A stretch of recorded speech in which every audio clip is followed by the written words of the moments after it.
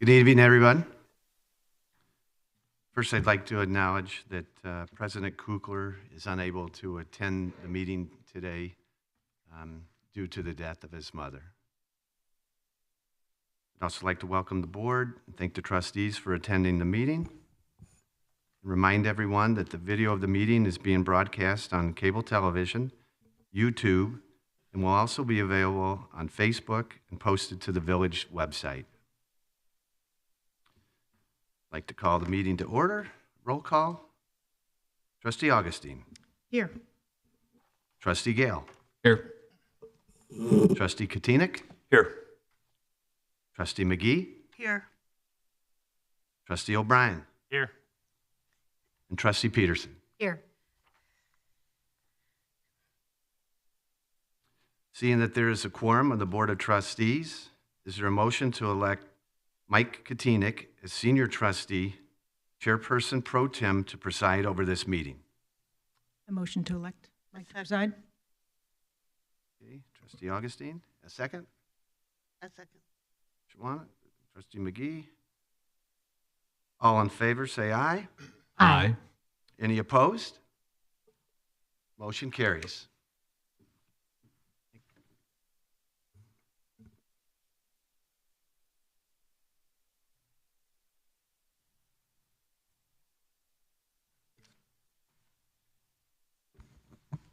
Okay, thank you, Clerk Saladino. At this time, if I could ask everyone to rise and Clerk lead us in the Pledge of Allegiance.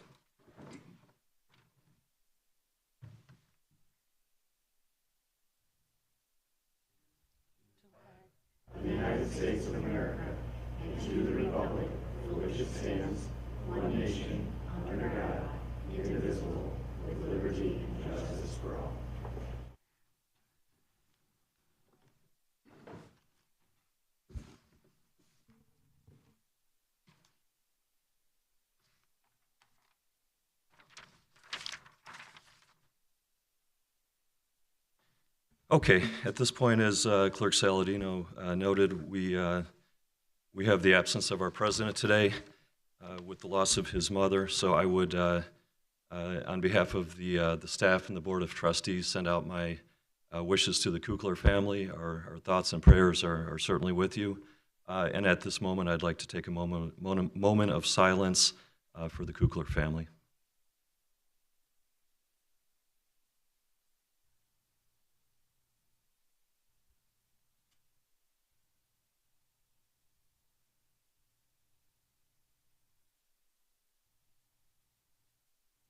Okay, thank you very much.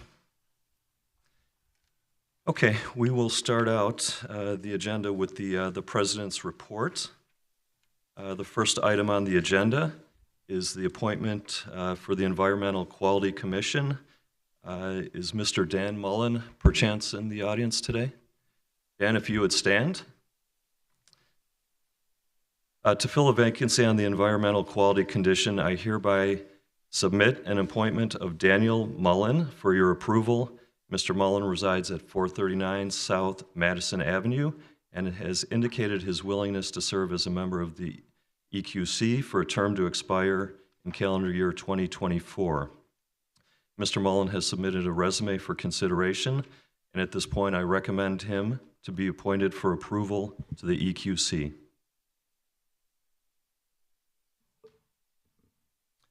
I recommend approval to for Mr. Mullen to the EQC. Second. Okay, thank you. So we'll have all those in favor? Aye. Aye. Any opposed? Okay, the motion passes unanimously. Mr. Mullen, congratulations and thanks for your service. You're welcome.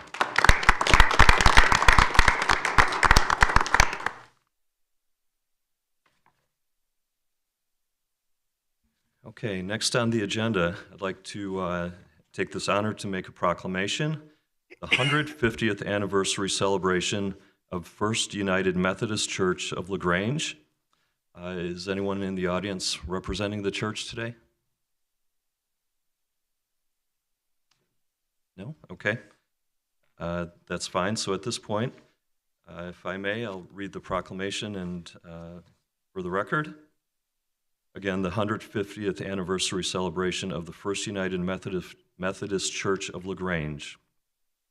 Whereas the First United Methodist Church of LaGrange was one of the first churches established within the area that now falls within the corporate limits of the village of LaGrange, predating the village's incorporation by 7 years.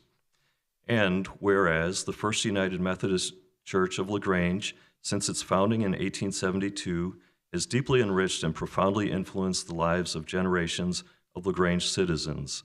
And whereas the First United Methodist Church of LaGrange remains active in supporting the physical and spiritual well-being of LaGrange and neighboring communities through the church's various ministries and in partnership with organizations that serve the under-resourced and vulnerable among us. And whereas the First United Methodist Church of LaGrange will be celebrating 150 years of service and fellowship on November 20th, 2022. Now, therefore, I, Mike Katinik, acting president of Village of LaGrange, and we, the Board of Trustees of the Village of LaGrange, do hereby proclaim our hearty congratulations to both the clergy and congregation of the First United Methodist Church of LaGrange on the occasion of their 150th anniversary, and express appreciation for their service and commitment to the LaGrange community, and profess sincere wishes for many future years of continued dedication and service to our community. This proclamation will be dated in the village of LaGrange, Illinois, this 14th day of November, 2022. I move we accept the proclamation as presented. A second. Okay. All those in favor? Aye. Aye. Opposed? Okay, the proclamation passes unanimously. Congratulations again to the congregation. At this point, I see Mr. Stammer in the audience. If I can ask you to come up and provide a brief update on our litigation with the quarry. Good evening. My name is Dan Stander. I represent the village in the action pending in the Circuit Court of Cook County. It's the Hanson Quarry versus the village of LaGrange. It involves the easement that the village had for a 54-inch sewer pipe across the quarry. In 1991, the quarry cut that pipe, and litigation has ensued since the village decided in 2016 to go ahead with an expansion of its sewer system on the south side of the village. The trial has been proceeding since October 24. We only had one trial day next week. I think we're only going to have one more trial day this week, and that will likely be tomorrow. And at that point, I believe that the evidence will be closed, and we will move on to the next steps in the litigation. Next steps will be submitting proposed findings of fact and conclusions of law to Judge Cohen. It's essentially, we prepare a draft decision for him that outlines the facts that we've proven at trial, and we outline the law that applies to those facts, and we tell him what we think the ruling should be. Of course, the quarry is going to do the same thing, and ultimately the judge is going to decide who prevails. The judge has made this a very high priority. He has given us access to the court, even on Election Day when the courthouse was closed. We, last Tuesday, had special permission to be in there to try our issues in front of the judge. He has been very attentive. He's asked questions of witnesses, and things are progressing very well from our perspective. The judge has told us, in keeping with the fact that he views this as a high priority, is that he expects to issue his opinion before Christmas. So we're probably looking at about a little over a month before we will get a ruling from the judge. And then that will, I'll certainly come back and share with the board at that point where we are. I have additional information to share about the litigation in closed session. So unless there's any other questions, we can discuss it at that point. Okay, I see no questions up here, so Dan, thank you for the update, and we'll talk in closed session further. Okay, thank you. Right. Okay, at this time I'll turn the podium over to Charity for the manager's report. Thank you. A few items to report this evening. Congressman Chuy Garcia has rescheduled his town hall meeting at the LaGrange Village Hall for 6 p.m. next Monday, November 21st. This is an opportunity for LaGrange residents to make their thoughts known to their elected representative. Representative Garcia sits on the Transportation and Infrastructure Committee in Washington, D.C., and the village uses every opportunity to continue to advocate on behalf of our residents to our elected officials. As part of the village's ongoing comprehensive parking survey, we are soliciting input from residents, businesses, local employees, and visitors to tell us your thoughts on parking, biking, walking, and outdoor dining in downtown LaGrange. The online survey takes only about 10 minutes to complete, and a link can be found on the homepage of the village website at www.lagrangeil.gov. The village administrative offices will be closed Thursday, November 24th and Friday, November 25th for the Thanksgiving holiday. Regular business hours will resume on Monday, November 28th at 8:30 a.m. The next regularly scheduled village board meeting on November 28th is expected to be canceled as well. As always, a full complement of public safety personnel will be on call to respond in emergencies, and we wish everyone a healthy, safe, and happy Thanksgiving.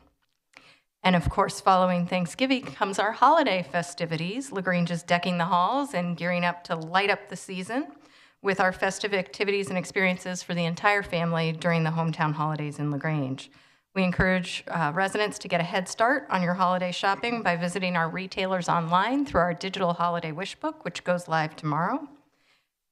You can also visit retailers in person and grab special flash sale deals on Small Business Saturday, November 26th. And of course, mark your calendar for the tree lighting and Santa's arrival by fire truck to kick off the holiday walk on Saturday, December 3rd. For information on these and all of our holiday promotions, please visit lagrangeevents.com. That concludes my report. Excellent, thank you. Okay, so at this point, I'm going to switch the agenda just a tad here. I'll ask Clerk Saladino to read the items on the consent agenda and under current business, and then at that point, I'll ask if there's any public comments for items on the agenda tonight. Matters on the consent agenda will be considered by a single motion and vote because they've already been considered fully by the board at a previous meeting or have been determined to be of a routine nature. Any member of the Board of Trustees may request that an item be moved from the consent agenda to current business for separate consideration. Item A, ordinance. Design Review Permit number 119 for 31.5 South LaGrange Road, Michael Sagrado. Item B, contract. Fire Department bunk room and kitchen renovations, Police Department kitchen renovations. Item C, contract, leaf hauling services. Item D, material purchase, rock salt. Item E, minutes of the Village of LaGrange Board of Trustees closed session, Monday, October 10th, 2022. Item F, minutes of the Village of LaGrange Board of Trustees regular meeting, Monday, October 24th, 2022. Item G, consolidated voucher 221114. Under current business, this agenda item includes consideration of matters being presented to the Board of Trustees for action. Item A, special event, LaGrange Business Association 2022 Holiday Walk request for village sponsorship and hometown holiday promotion. Item B,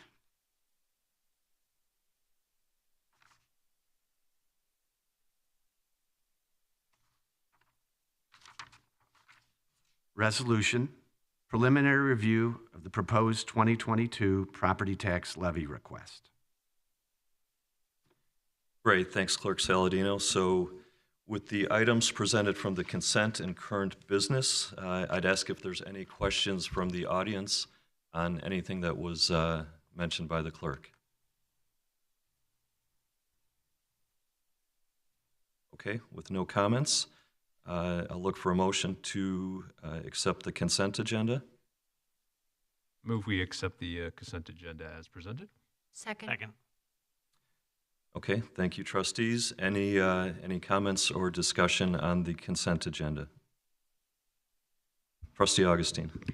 Thank you, Acting President Kutinek.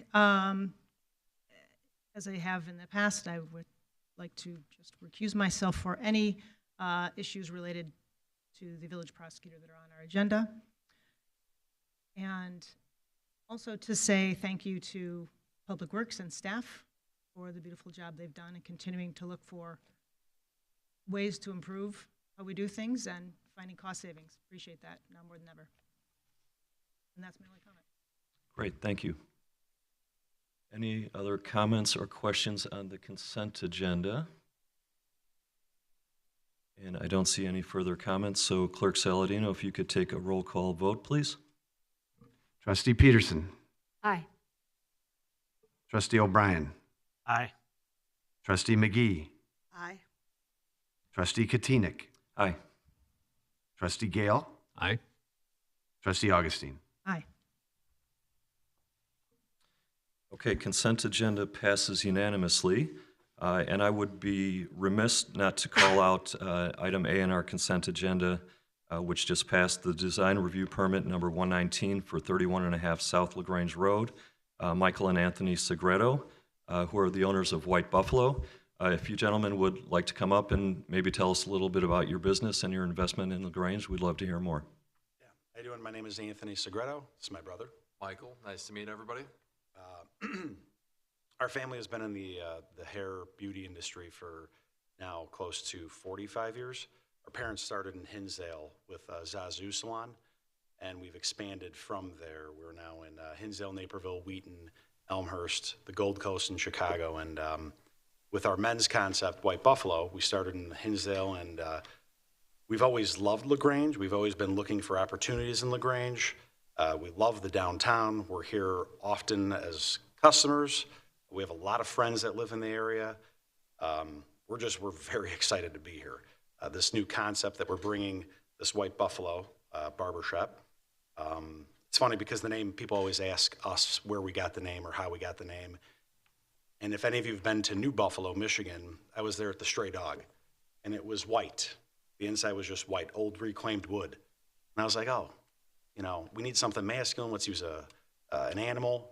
And I'm like, okay, we're in New Buffalo, or I'm in New Buffalo, and it's white. And I thought, White Buffalo Barbershop. So I ran it by my brothers. We liked it. We ran with it. And it turned into something special. And with our new design team that we have behind us with this newest location, we really feel like we're going to make that unusual space very special in town. So we're very excited about it. Anything to add to that? I thought you did a good job, so no, unless you guys have any questions. Yeah. Anyone have any questions for us about anything? Gentlemen, thank you very much for introducing your concept. We wish you much success, and thank you for your investment in LaGrange. Thank you so much.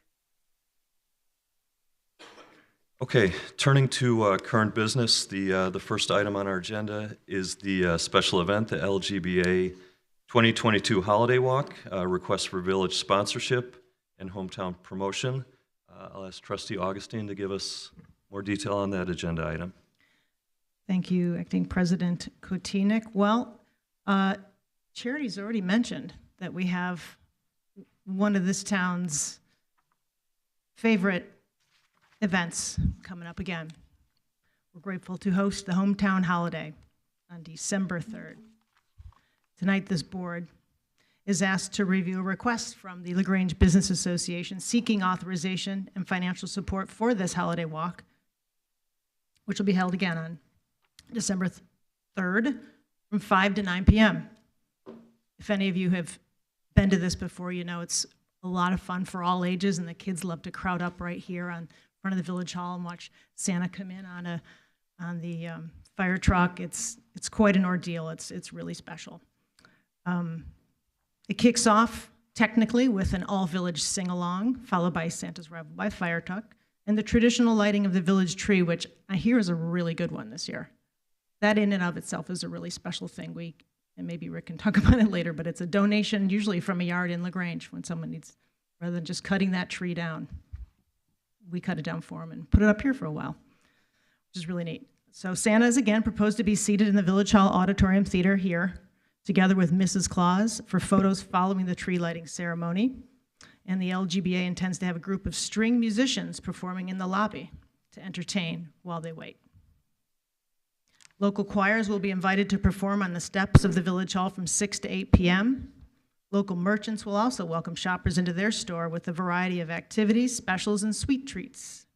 Also, as in the past, the holiday walk will include a North Pole Express kiddie train.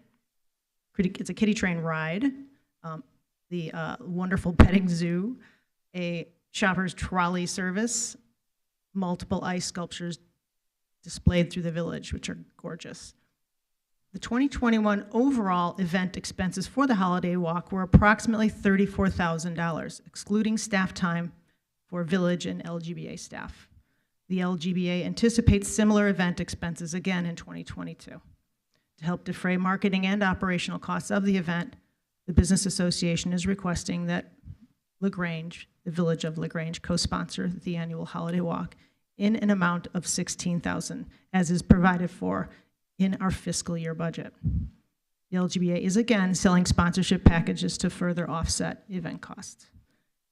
In September, this board approved marketing services and holiday lighting displays to support the village's overall publicity efforts for the holiday season. The campaign, which is underway now and continues through Christmas, promotes general holiday shopping in LaGrange, as well as Small Business Saturday, which is November 26th, mark your calendars. And of course, the holiday walk, as we've mentioned multiple times, on December 23rd. And not to forget, now in our third year, the Holiday Wish Book, which is a digital asset for shopping online. It's an amazing little piece. So staff is recommending that the village again support this request for sponsorship of the holiday walk in an amount not to exceed $16,000, with the following exceptions. Essentially, demonstrate good faith efforts to acquire cash sponsorship to match the village contribution. The LGBA will also provide a complete final accounting for this event no later than March 1st, 2023. The Business Association will provide a complete financial statement for the organization for fiscal year 2022. And the Village of LaGrange is to be prominently listed on all advertising, including, but not limited to, posters, websites, and newspaper advertising. And of course, the LGBA will comply with all insurance, hold harmless, and indemnification requirements of the village, and all events are to be coordinated to the satisfaction of the village. If we concur with this request, this board will also need to formally approve the closure of Calendar Avenue from Ashland Avenue to just west of the entrance to Lot 5. We have representatives from the we have Nancy Cummings here from the LGBA tonight, if we should have any questions. And so at this time, I would like to motion that we approve this request for sponsorship. Great, thank you, Trustee Augustine. Is there a motion and a second then? I move we approve as presented. Nancy, did you want to add anything else while you're here, or did Trustee Augustine encapsulate everything? Okay, again, the Dubach Electrical Group, presenting sponsor for those that may have not heard it over the microphone, so thank you to that organization. Any questions with the motion on the floor or comments? Okay, if not, I'll ask Clerk Saladino for a vote. Trustee Peterson. Aye. Trustee O'Brien. Aye. Trustee McGee. Aye. Trustee Katina. Aye. Trustee Gale. Aye. And Trustee Augustine. Aye. Okay, thank you. Motion passes unanimously, and good luck on another fantastic event.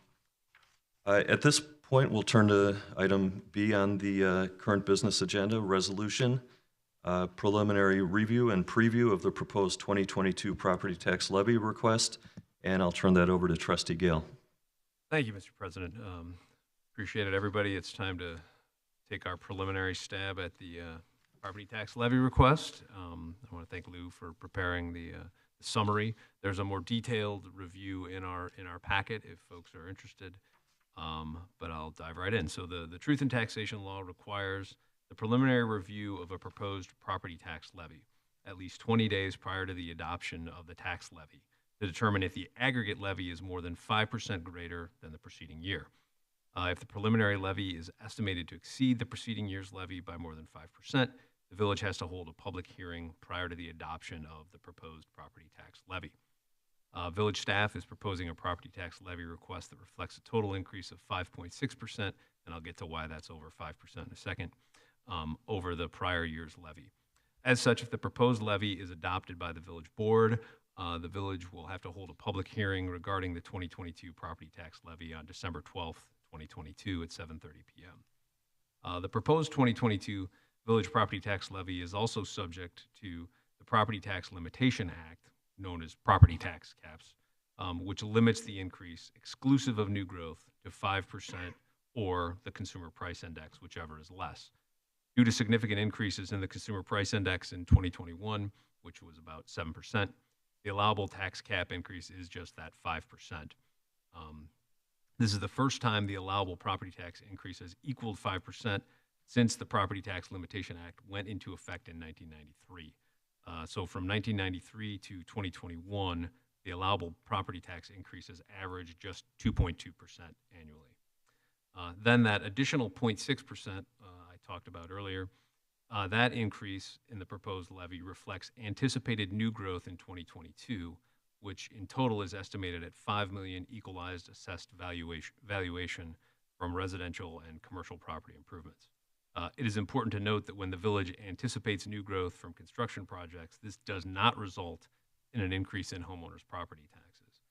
The limiting rate calculation allows the village to include the increased dollar amounts of the property tax levy, which is then distributed over a larger assessed value base, limiting the overall increase on an individual property strictly to the increase in the consumer price index.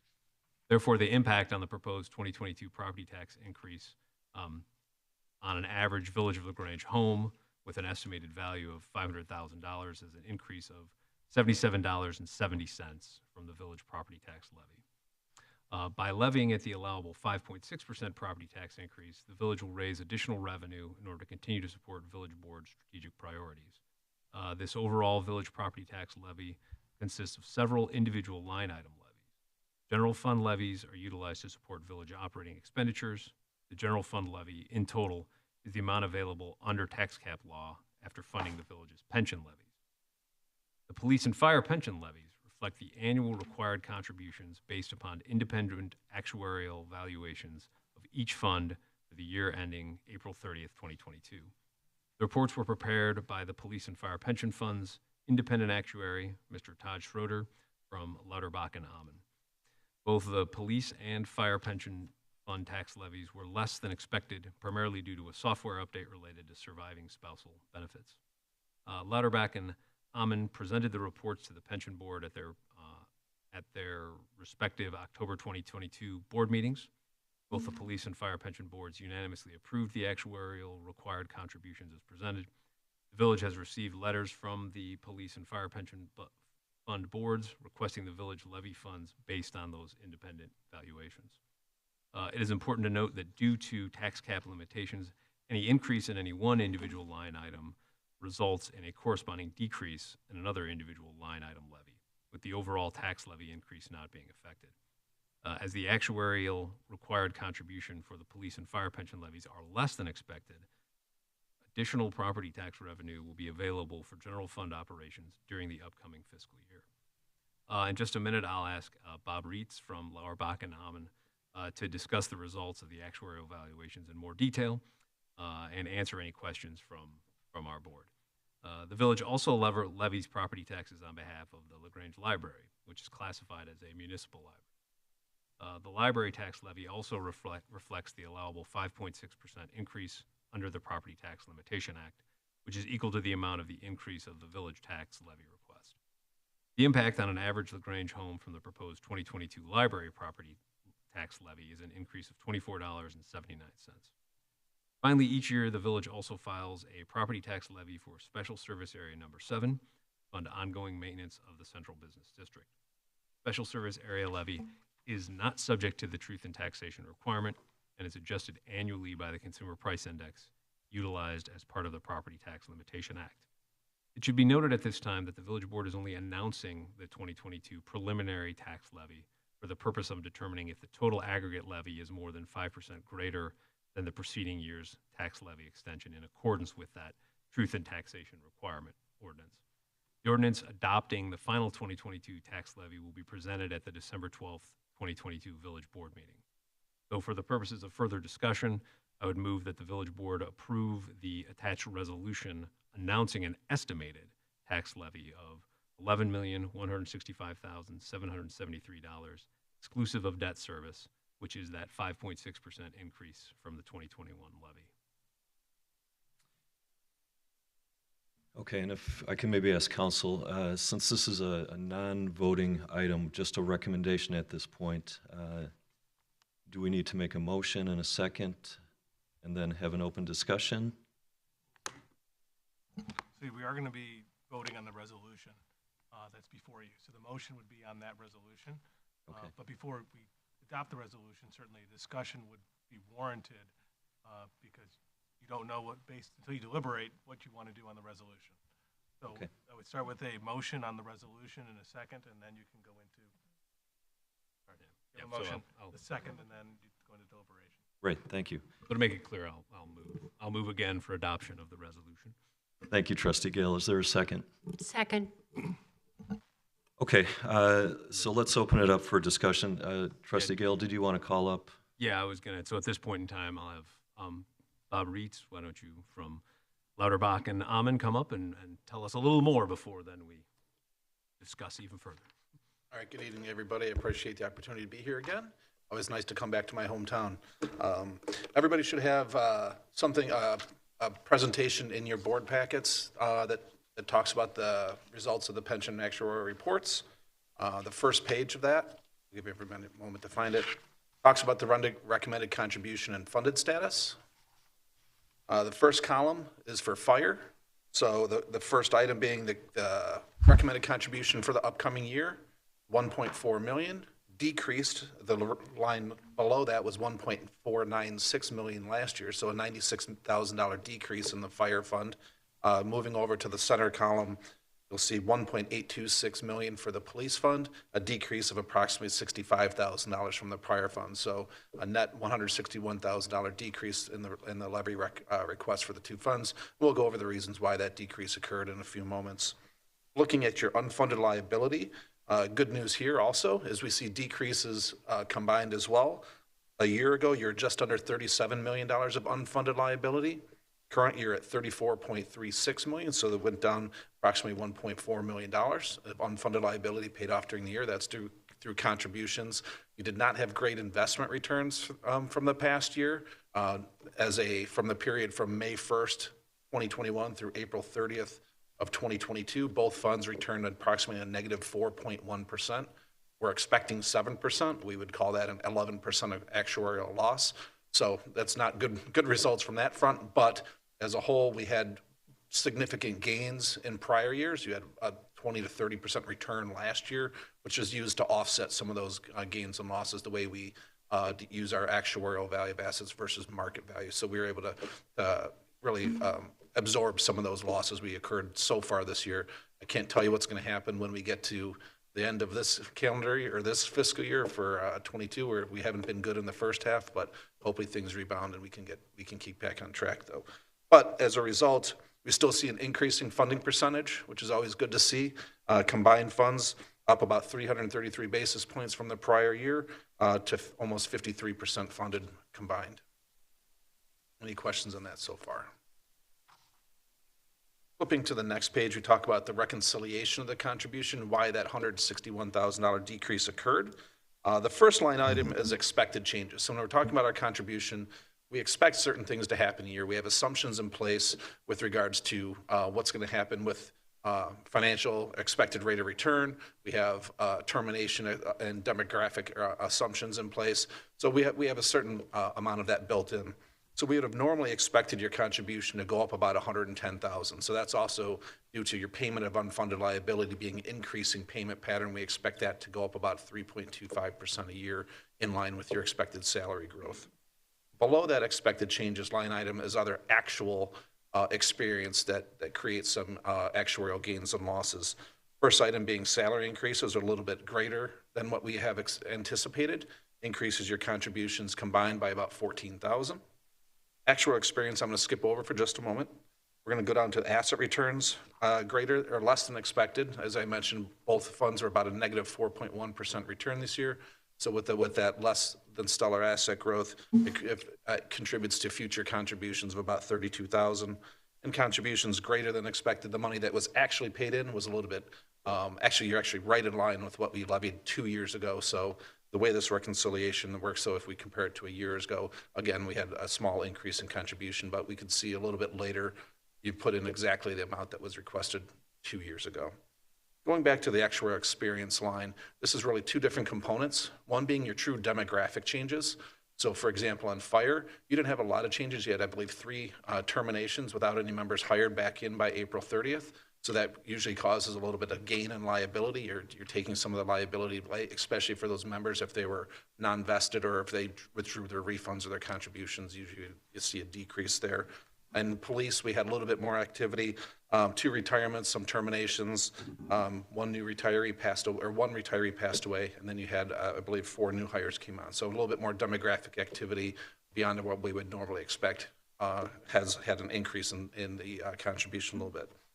As Trustee Gale mentioned earlier, we did have an offsetting amount, which is the majority of this decrease of $262,000 with regards to the computer software we use to value your liabilities.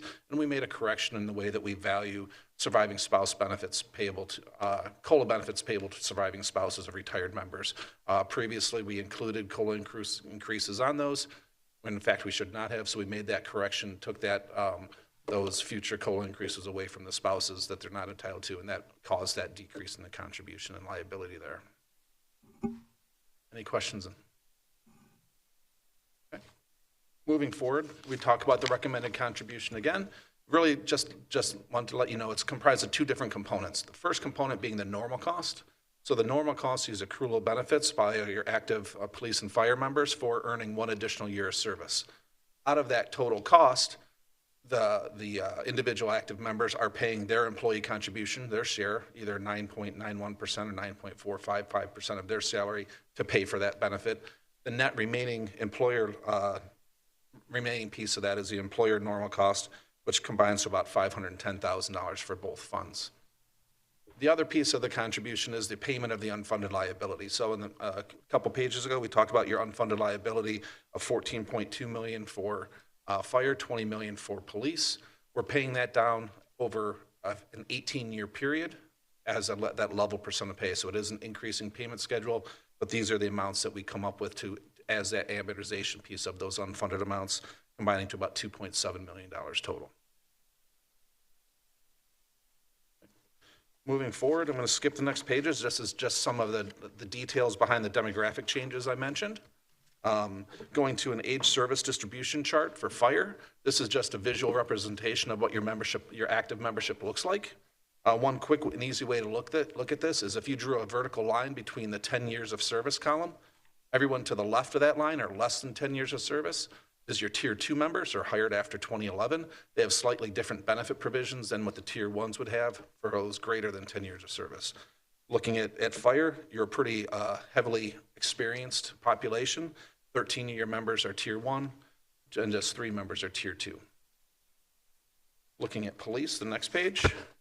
Again, that same breakout between Tier 1s and Tier 2s, a little bit different story. 16 out of the 24 officers are Tier 2 members, and 8 officers are Tier 1 members. So when you're a Tier 1 member, you look at that, who's age 50 with 20 years of service, those are eligible to retire today. And then anybody who's within 5 or 10 years of that will be drawing their benefits, in the near future coming up. And that's where it becomes in the next page in expected benefit payments. It's important to know who those people are and what's going to happen to your cash flows in the upcoming years. So for example, on the expected benefit payments right now, fire's paying out about $1.63 million a year in benefit payments. Police is just under $2.6 million. In 5 years, with those Tier 1 members that are close to retirement age or at retirement age, in addition to the 3% COLAs being paid to the current retired population, we would expect fire to go up to about $1.91 million, police to $3 million, and similarly for the next 10 years, those numbers go up even a little bit more. So those numbers aren't meant to scare you. As long as you're still making those current contributions as we calculate them, that takes all these increases into account. But it's just a good visual to know as the plan progresses and ages, how the cash flows will start to look in the future. Any questions on that?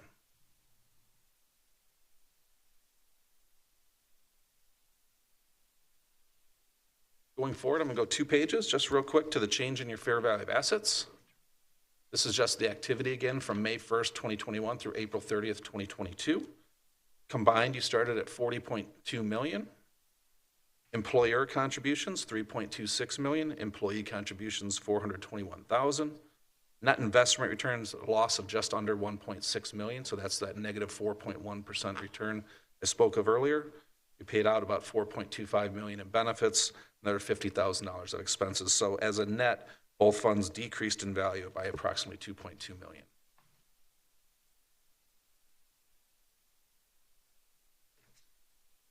And the last page I want to go through, we'll flip back to page 14. It's titled 5-Year Contribution History for Fire.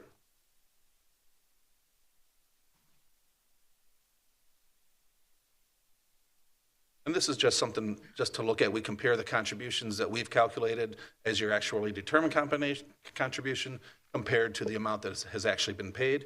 And you can see for the last 5 years at least, you've been paying exactly 100% of those amounts for both police and fire. That's important to know. As the fund grows, you're paying off the obligation. You're trying to target that 100% and get this plan up to the full funded status. It's also important the way that impacts your GASB, your financial statement reporting, to ensure that on your balance sheet you're still projecting forward and you're not going to have any insolvency or anything that's detrimental to the fund or to the village as far as the finances go. And that's a conclusion of my report. I'd love to listen to any questions, comments. Great. Thank you, Bob, for your overview of the contributions. At this point, I guess I'll open up the floor to the trustees if there's any questions or discussions. First off, on the pension accruals or benefits. Trustee Augustine. Thank you, President Katina. Just wondering if you could explain a bit more. We did poorly in the market this year. Mm-hmm. Is that pretty much across the board or something isolated? That's across the board. Yeah, unfortunately, actually at negative 4.1, you're probably a little bit better than bad, better than some of the worst we've seen. We've seen some in the negative 8 and 9% ranges, but yeah, that's just everybody knows the market's been down this year. It's still down even after April 30th. Hopefully now that the election's over, we're going to see some stability. Maybe something comes around. We've heard the Fed increasing rates, so that has some impact. The inflation has some impact. So, and it's just not a U.S. thing. It's a global thing that we're all keeping an eye on and trying to keep our wraps on. But it's one of those. There's nothing any investment advisor could have done to beat this market. If I can just jump in there for a second. I think we mentioned it in the report, but our benchmark for the funds with our investment managers is actually negative 4.6%.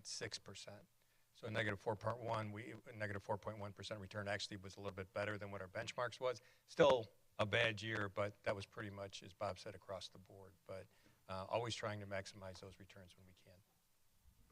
Thank you. Trustee Gill. Thank you, Mr. President. If understood, you want to sort of stay on the focus of the police and fire pensions? Yeah, at this point, if we Great. could. So then, for Lou, if I'm understanding correctly, and I read it, so I hope I got it. With the contributions for police and fire being lower than maybe what we anticipated, that means, if I understand correctly, there's whatever the levy amount, there's more of us to spread on other line items. Is that kind of right? Okay. Correct. For this particular fiscal year, I think going forward, we're probably looking at those contributions or expecting to increase with the investment losses and then some of the additional demographic experience that we're expecting with new hires and retirements. We'll probably see those go up in the future, but for this particular year, there is additional funding that would be available for operations. Yeah. All right, thanks. And maybe if I could tag on to that, Lou, the premise is we're still funding at 100% both pension obligations this year. That's correct. Okay. Yep, absolutely. Great. Okay. Any other further questions for Lauterbach and Amon? Okay. Bob, thank you for the overview. Thank you. At this point, I'll open up the floor to the motion, which we have a first and a second on the floor. I know there's been some discussion earlier from President Kukler challenging the board to review and evaluate the 5.6%. Obviously, that's lower than the current CPI of 7%, and the mean of CPI is 2.5%, 3%. So I think this year is certainly, hopefully, an anomaly as we look at these increases going forward. But to do justice to President Kukler's earlier challenge to us to think through this, looking at the 5.6%, is that the number that we will make a motion to approve to come to vote for the December 12th meeting? Or is there a number lower than that that would entertain some thought and discussion? So I'll open up the trustees' floor on that point.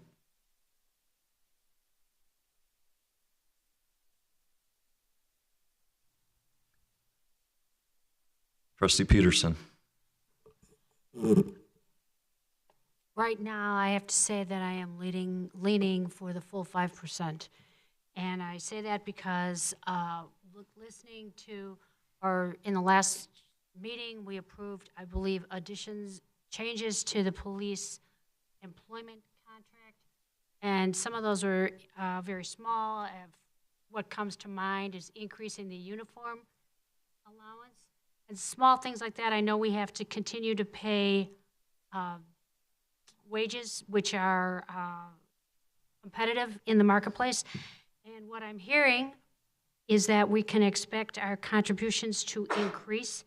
And I believe there's mention of how much of a tax levy is going to go to the police and fire pension expense. So at this point, I am leaning towards full 5%, as I said. Thank you, Trustee Peterson. Any other comments from trustees? Trustee Gale. Thank you, Mr. President. I think I wanted to go back to another question for Lou. I know, I can't remember the law, but there's a recent state law about sales tax revenue and how that gets apportioned differently now. And I think we've benefited greatly from that. Do you have, I hate to put you on the spot, but you always seem to have the numbers anyway. Do you have a sense for the number of like how much, or how we did year over year based on that law for sales tax? Sure. From the law changed in January 2021. So we've started receiving those additional revenues because of the change in the destination. I think it's called the Leveling the Playing Field Act in Illinois. And basically it's changing the way that sales tax was applied for online purchases, where instead of it being a state tax, it's now applied at the local sales tax rate. So we actually are receiving those direct dollars rather than a per capita share through the state. We received two different sales taxes, one being local sales, 1% local sales tax, as well as a 1% non-home rural sales tax. We've seen pretty significant increases in both of those sales tax revenues over the last year. We're probably close to about $750,000 between the two, ahead of where we were at this point a year ago or before the tax was implemented.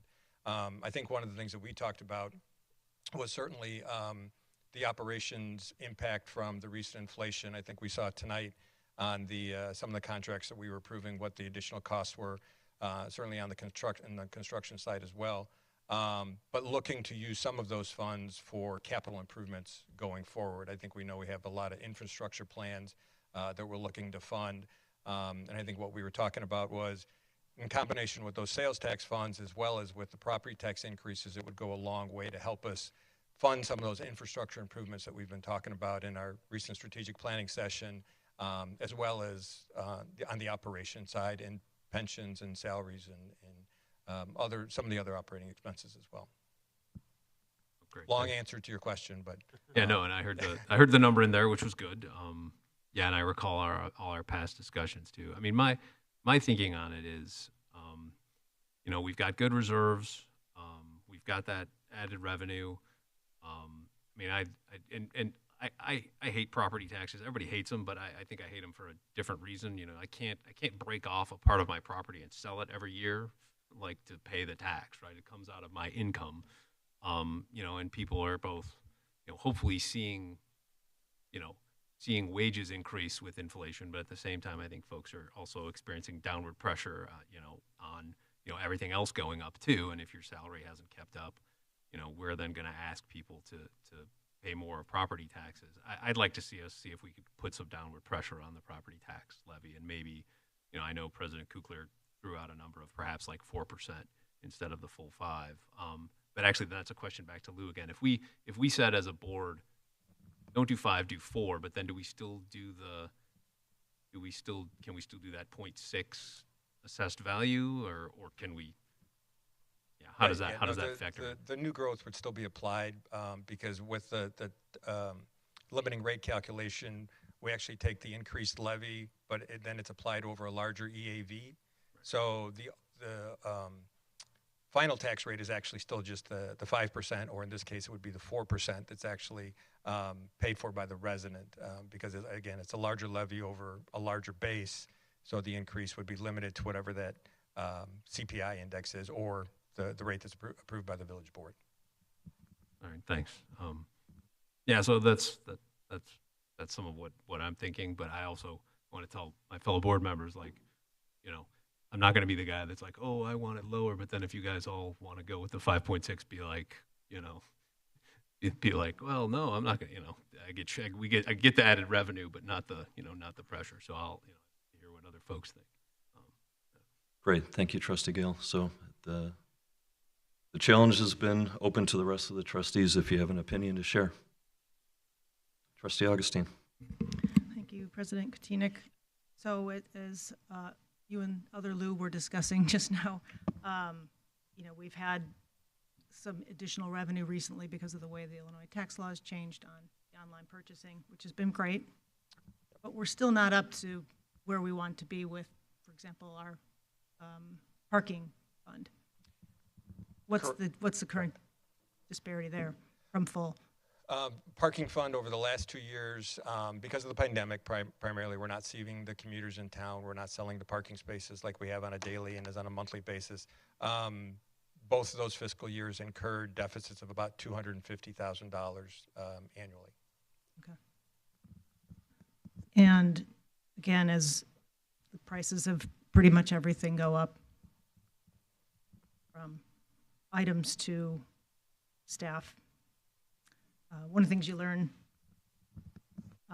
with time on the board is where the costs are, and they're primarily in people. But for us, it's also some mighty big infrastructure projects coming up. And I hate to even look at raising the taxes any more than you could imagine, or at all. But we don't live in that world. We do have to pay our bills. And so knowing how much we need to continue to make up and looking at it in the most fiscally responsible way, and we are very good at that in this village. We're very careful to start with. I would lean towards the higher amount at this point to make sure that we can continue to offer the level of services that we have and that our residents expect. Great. Thank you, Trustee Augustine. Any other comments on the dais? Okay, I guess I'll add my 2 cents. You know, there's a lot of things I love about LaGrange. Sound like a financial geek, but I love that AA rating. But at the same time, I'm a little tax averse as well, similar to Trustee Gale. And you know, this has been a tough year for everyone. Going to the grocery store, or you know, wherever you go, and you have the federal government in your pocket, you have the state in your pocket, you have Cook County in your pocket, you have the school in your pocket, you have the village in your pocket, and it's a lot of hands in the pocket. And while you know, I understand inflation and supporting village services, at the same time, I think there's a gesture to be made that yes, we are increasing property taxes in LaGrange, but we're not maxing out. And you know, the challenge would be to the staff to continue to do a great job in looking for efficiencies where we can and save the village money in that regard. And I think the services we provide are certainly top notch. But the 1%, it's nominal, right? It's $90,000 over the course of a year on a budget that's substantially larger than that. So, you know, I think my thinking solely is that while taxes will go up, I would support a lower number, certainly lower than inflation and lower than the 5%. I would propose 3% to meet the 5% in the middle at 4%, if that would work. But those would be my comments. So I would not support the motion on the floor as presented. But if there's no other comments at this point, I'll ask Clerk Saladino to do a roll call vote for the current motion.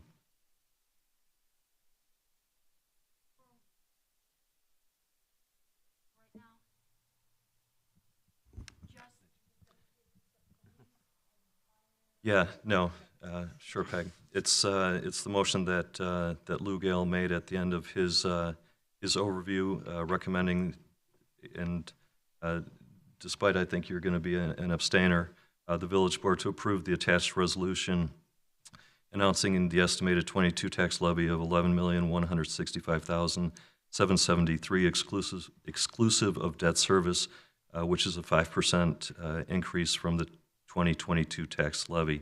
So that's all encompassing, funding the pensions at 100%. It's just the total money going into the pool. The 5%, 5.6% is the total, which will be allocated to the pension and then to the general operating fund. Got it, okay. So a yes would be, yes, I want the 5.6%. 5%, okay. Then Trustee Gill. I had another question. Because we're doing this resolution now, and this is where I think I get confused every year we have to do this. Can we then change it at the February? Because isn't excuse me, the December meeting, is that when we have the formal vote on it?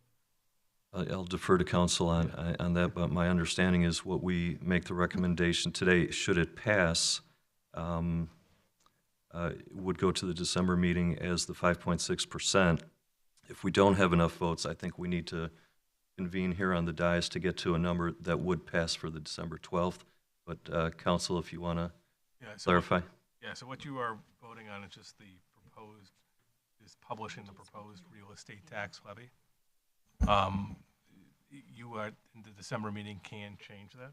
If you think that it would be appropriate at that time to lower it, you have the right to do so. But if you proceed tonight, there will be a public hearing, and staff will proceed under the assumption, until you vote otherwise, that it's going to be the 5.6. Great. Thank you, Lou. Council, any other questions? Trustee Augustine? Yes, thank you. So again, if we vote nay tonight, the discussion continues. There's no assumption. We get to keep talking about the right number. So if you vote, if We this just defer vote that. were to fail, somebody else would be free to make another motion, and then you would vote until you had an affirmative vote Right. of 4 trustees. Okay, and sorry to confuse muddy the waters and confuse things. I'm new at this here, so. Now. Okay, are we clear for a vote, Trustee Gale? Yeah. So sorry, another question came to mind. So with the levy, because we do the library, I mean they're stuck with us. Whatever we do. It's across the board. Special service area levy 7, 9, library, Right. Okay. et cetera. So we can't like carve out the library. I thought that was the case. But Yeah, no, thanks for clarifying. Okay, Clerk Saladino, take it away. Trustee Augustine? Nay. Trustee Gale? Nay. Trustee McGee? Nay. Trustee O'Brien? Nay. Trustee Peterson? Aye. Trustee Katina? Nay. Katina? Nay. So the motion does not pass. At this point, I'll look for a new motion from the dais with essentially the same language, with the exception of the percentage increase and the associated dollar amount that goes with it. For the purpose of math, maybe let's just work on a percentage increase, and Lou, you can figure out the notional amount at our subsequent meeting. Yeah. So I'd move for previous motion as presented only for a. I guess let's start with the 4% levy. So there's a motion on the floor at 4%. Is there a second? A second. Okay, thank you. Trustees, any discussion at the 4% level? And again, to clarify, that's the 4% before the increased EAV, which would take it to 4.6% in total. Okay. Any discussion based on that, on the standing motion? Trustee Gale. Just to be clear, yeah, that's my intention. It's the 4% plus the 0.6, yeah. Got it. Thank you. Trustee Augustine. Thank you. Mr. Ciparone, what does this number do to your thoughts on how we maintain ourselves? Are we putting ourselves in a tricky situation? Well, and one of the things I think that we pointed out in the board report is by not levying at the allowable amount, what it does is we can't go back and capture that somewhere down the road. It's not like so the ability to levy is lost going forward. I think that's the one thing that kind of sticks out for us as staff, that since we don't have that ability to go and recapture that amount, we're really in a position where if we don't take what's allowable to us, it does provide us with, puts us a little bit further behind from where we would expect that we would want to be. I think as was mentioned before, the annual revenue decrease to the village is about $90,000 a year. That's year over year, so over a longer period of time, obviously, it becomes a more significant number moving forward. $90,000 a year is what it takes to fund just about one full-time position in the village. So it's a significant number to us, but it's something that we would certainly strive to work towards if that's what the final levy is going to be approved tonight.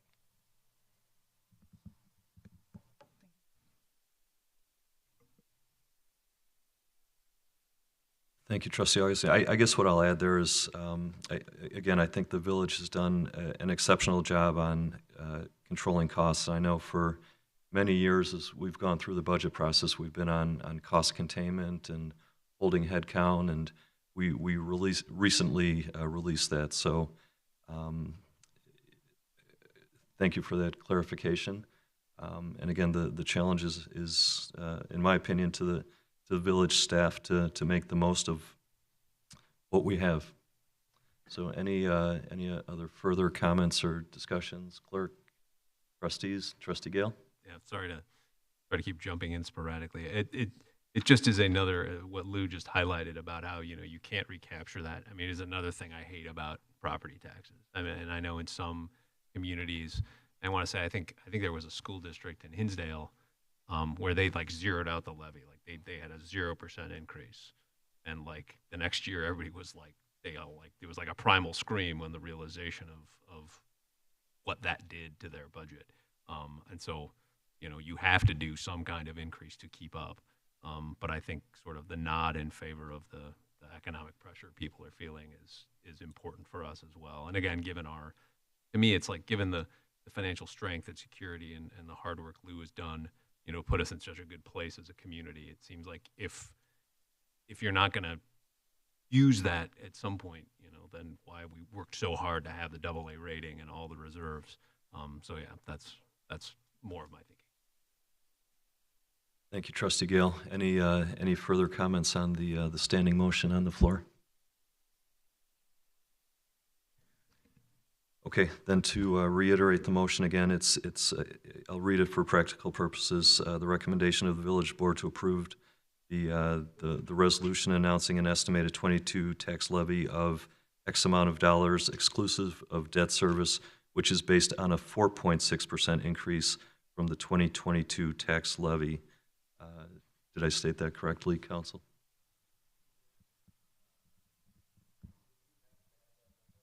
Well, we do have a levy number, and what we did, though, we did not reduce the library's rate to 4% as well.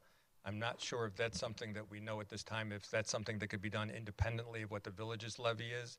The library levy goes through the village because they don't have the authority, but I believe they still have. They've always done it in conjunction with the village because we've been capped at that rate over the years. But I don't know that they have the ability to still levy at the full allowable rate. And that would be a question I think we might need to look into, whether that would be something that would still be. Their meeting is later this month. Well, they'll be formally addressing what their levy request is going to be. But for the village's levy at 4% and remaining the library levy at 5%, we do have a levy amount of $11,086,064. And I believe the resolution needs to include the actual levy dollar amount, which is why we had prepared that for this evening. Can you repeat that for me, please? The number? Yes. Sure. $11,086,064. That's what the village levy at the 4% cap and the library levy at the allowable 5% cap. I guess in terms of the motion, if the village is going to be at 4%, I would want the library at 4% too. I don't think they should be carved out at a higher percentage. I think they need to have the same approach towards these, all an austerity measure, even though it's going up, to be the same as the village. Yeah, I'm sure that's something that they would take into consideration, but I'm not sure if they're necessarily restricted to abide by what the village's same levying authority is, or the same levying rate. So, council, maybe you can provide some guidance on how the motion should be read and how we can make the levy the same across all taxing bodies of the motion. So what I would suggest is if you feel it's appropriate for the village number to be at the 4%, to go with the number that Lou has indicated, the $11,086,064 for tonight, then what we can do is research our ability when it comes time to the actual levy of whether or not that we can impose that 4% on the library, or whether or not it just merely has to be a pass-through of whatever they assess. So we can certainly look into that, and that way we can have an answer for you at the next meeting when you consider this again. Okay, thank you, council. Any pushback from the trustees on that approach to work with the motion that's presented on the floor and fine-tune it for the next meeting, which a formal vote will be taken then? All right, that formal vote for the village and the library, or simply the library in December? It would be both in It December. would be for, Okay, Clerk Saladin, if you want to tee it up again. Trustee Augustine? Aye. Trustee Gale? Aye. Trustee Katina? Aye. Trustee McGee? Aye. Trustee O'Brien? Aye. Trustee Peterson? aye. Okay, that motion passes unanimously. Thank you for the robust discussion on the certainly a sensitive issue for the village and its residents. At this point, I will open the meeting to public comments for items not on our agenda tonight.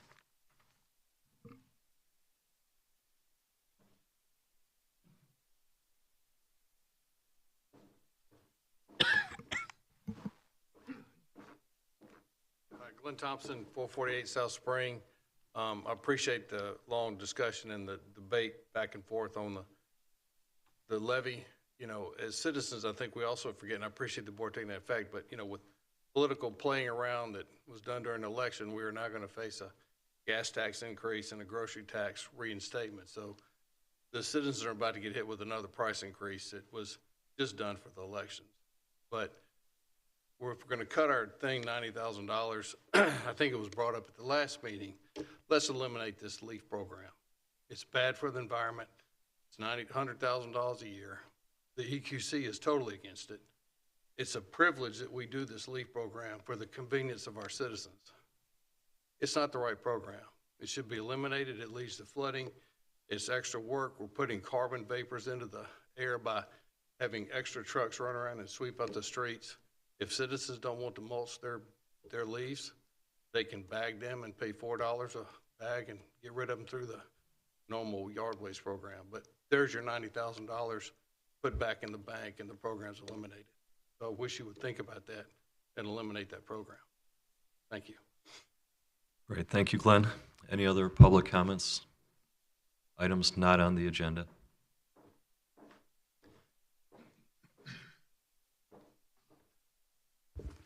Hi, everyone. Laura West, 140 Sunset Avenue. I'm here to address concerns again about flooding. I have discussed this many times with the board and focusing really on areas north of 47th between LaGrange Road and Gilbert, 47th and the tracks. In 2005, the flooding issues were deemed so bad in this part of LaGrange and even continued further east that Mars was the project dedicated to address this problem. Funds were raised, a portion of the project was developed in 2010, and then everything stalled because of a lot of reasons, but a main one, a restrictor put into place by MWRD and some other factors. I believe that was stalled in 2013. The response I've received now is that the village hopes to have Mars completed by 2029. The year the restrictor is expected to be removed by MWRD and full capacity could flow to the deep tunnel. This is telling the residents of this area to accept 24 years of catastrophic floods from the time the project was proposed and the time we hope, a big emphasis on hope, it is completed. When the project was pulled from the village, and to quote the village website, there is no budget allocation for future phases of the project at this time. No alternatives were proposed to provide relief to this neighborhood. The area impacted so much that Mars was even put on the table and approved by people sitting in your own seats in the early 2000s, a long, long time ago, because it was so bad. This has left houses and residents at risk to an issue that is only getting worse. The problem is not getting better. Areas that used to not have problems now. Corners such as mine, Sunset and Elm, that has always been a problem, is catastrophically worse now. We know there are many challenges and issues at the moment with flooding. The village is very focused on the lawsuit. I want to emphasize to any residents listening that all stormwater issues related to litigation with the quarry are related to south of 47th. This will not impact the area I've listed between 47th and the tracks, between LaGrange Road and Gilbert. There is a plan for south of 47th, and I believe residents in that neighborhood should feel optimistic about the future of flooding relief for themselves. This still leaves huge sections of LaGrange without any relief or hope that the issue will ever be addressed. We have been promised actions and assured that solutions are being discussed, only to be told that the engineers recommend Mars to fix the issue. Are engineers actually even looking into our area or our corner? If people I'm working with aren't doing their job, then you get different people. We don't see any ideas or solutions from these engineers who are working on our area. We see examples time and time again of other villages making investments and coming up with innovative solutions to provide relief for flooding, often collaborating with MWRD. These villages include, but are not limited to, Hinsdale, Western Springs, Elmhurst, Brookfield, and LaGrange Park. Most recently, we heard of 3 green intersections in LaGrange Park through a collaboration with MWRD. I have asked this question before, can we do a green intersection at Sunset and Elm? These intersections are said to provide more than 90,000 gallons of stormwater storage and protect structures in the proximity of the intersection. I've been told that won't help that much. 30,000 gallons of water seems like a significant amount to me. Is there a task force on flooding? What are the resources being dedicated to this problem? Where's the relief for the neighborhood deemed so bad in 2005 that it got the approval of a large-scale project such as Mars? I do not believe these other villages creating change and providing solutions for residents have greater flooding problems than LaGrange or greater taxes. If they are finding ways to implement projects, then we should be able to find ways as well. Thank you for your comments, Mrs. West. Any further comments for items not on the agenda tonight? Okay, thank you. At this point, I will open up the floor for any trustee comments. Trustee Peterson. I just wanted to say that I attended the Robert Coulter American Legion Post-Veterans Day presentation last Friday, and it really was wonderful. It was a very moving presentation. The building has been renovated, so the building is beautiful. So I really enjoyed it, and a lot of people turned out for it. It was very nice to see people in the community. And the American Legion pancake breakfast was a nice follow-up. Nice to see everybody. Pancakes were great. So when you get an opportunity to walk in the doors, it's very nice. They will welcome you. Say hello. Thank you, Trustee Peterson. Trustee Augustine. Thank you, President Katinek.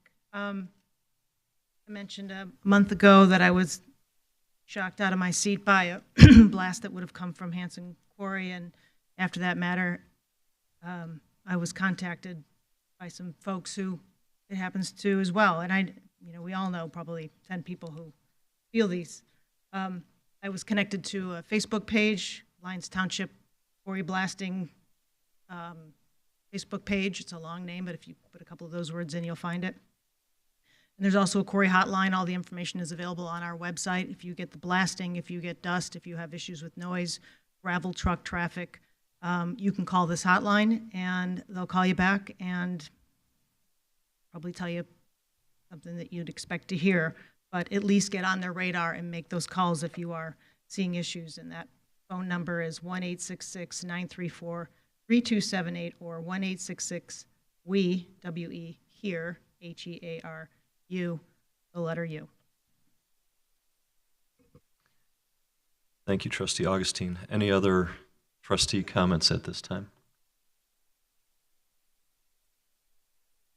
Okay, thank you. At this point, it's the village board intention to go into closed session under the Illinois Open Meetings Act. We will be discussing personnel issues, litigation, and closed-minute meetings from previous sessions. I would like to advise you that the village board will not reconvene to open session, as no formal action will occur. So at this point, I would like to look for a motion to adjourn into closed session. So moved. Second. All in favor? Aye. Aye. Roll call. Has to be roll call vote. I'm sorry. My apologies. Clerk Saladino, roll call, please. Trustee O'Brien? Aye. Trustee McGee? Aye. Trustee Gale? Aye. Trustee Katinek? Aye. Trustee Augustine? Aye. Trustee Peterson? Aye. Great, thank you. So we will adjourn and moved into closed session. Thank you for your attendance tonight.